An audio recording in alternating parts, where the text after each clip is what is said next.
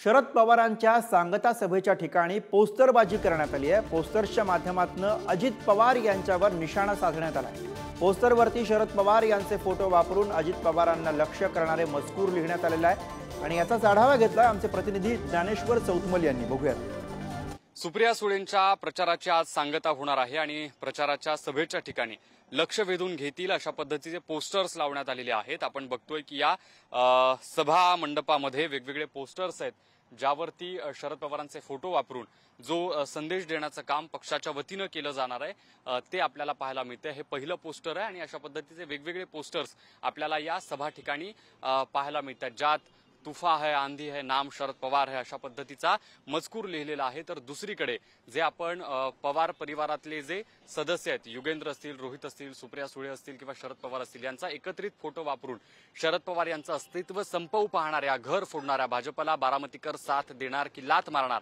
अशा पद्धतीचा सवाल विचारण्यात आलेला आहे। वेगवेगळे पोस्टर्स या सभेच्या ठिकाणी लावण्यात आलेले आहेत। जे कार्यकर्ते आज सभेला येतील ते सगळे कार्यकर्ते या सगळ्या पोस्टर्सच्या माध्यमातून अर्थात लक्ष वेधून घेतलं जाईल।